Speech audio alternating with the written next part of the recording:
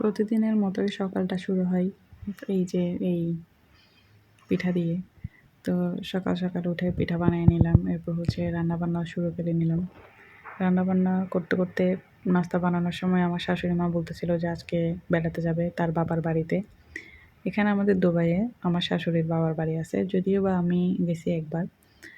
তো বাবার বাড়ি যাওয়ার জন্য বলছে সকাল সকালই যাবে, কিন্তু হুট করে তো আর বলার সাথে সাথে তো যাওয়া যায় না। আমরা যেহেতু বাচ্চা কাচ্চার মা, বাচ্চাকে সামলানো, সময় দেওয়া, এরপর রান্নাবান্না করা, কাপড় চোপড় ধোয়া, আবার এদিকে বিকালে খেয়ে দিয়ে কী করলাম, বের হয়ে গেলাম। বের হওয়ার পথে আমার এই সুন্দর সরিষা ক্ষেতের সাথে আমার একটু দেখা করলাম। সরিষা ক্ষেতের ফুলগুলো ফুটে খুবই সুন্দর লাগতেছে। দেখতেছি সরিষা ক্ষেতের ফুল দিয়ে, মানে সরিষা ফুল দিয়ে একটা রেসিপি দেখি শেয়ার করতে পারে কিনা। তো বেড়াতে চলে যাওয়ার জন্য সুন্দর করে রেডি হয়ে তো বের হয়ে গেলাম। এদিকে চলেও আসছি। চলে আসার পর আমার ছেলেকে দেখি যেখানে বেড়াতে আসছি ওখানে ওরা খুব সুন্দর একটা মাথায় ফুল দিয়ে কী করলো, ছবি টবি তুলে দিল। তো এখানে একটা জিনিস এসে ভালো লাগলো কি জানেন, সবাই দেখি বাসায় আসা পর্যন্ত আমার দুইটা ছেলে আলহামদুলিল্লাহ কেউ একটু কান্না পর্যন্ত করে নাই। খুব সুন্দর করে ওদের সাথে খেলছে।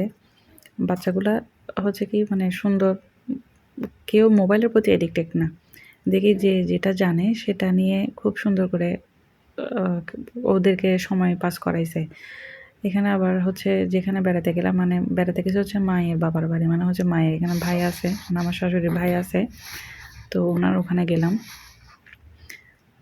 তো ওখানে যাওয়ার পর ওনার বড় মেয়ে আবার মানে আমার ননদ হবে, ননদে দেখি সুন্দর করে হাতে মেহেদি পড়ছে। তো বললাম যে আমাদেরকেও মেহেদি পরাই দাও। আমিও কী করলাম, মেহেদির লোভাব সামলাইতে পারলাম না, সুন্দর করে মেহেদি পড়তে বসে গেলাম। আমি দিলাম, আমার যা দিল মেহেদি। একটা জিনিস যে কাজই জানে তাকে সেই কাজের প্রতি ইনভলভ করাটা আমাদের দায়িত্ব, কর্তব্য। কারণ ছোট থেকে মানুষ অল্প অল্প করে শিখতে শিখতে কিন্তু বড় হয়। যে যেটা জানে, কেউ যদি তরকারি কাটতে জানে তাকে সেই কাটার মধ্যেই অ্যাপ্রিসিয়েট করা দরকার। যে ফুল আঁকতে জানে তাকে সেই ফুলের কাজের মধ্যে অ্যাপ্রিসিয়েট করা দরকার। যে রান্না করতে ভালোবাসে তাকে সেটাতে আনন্দ দেওয়া বা সেটাতে উৎসাহ দেওয়াটা আমাদের নৈতিক দায়িত্ব, আমাদের দায়িত্ব, কর্তব্যের মধ্যেই কিন্তু পড়ে।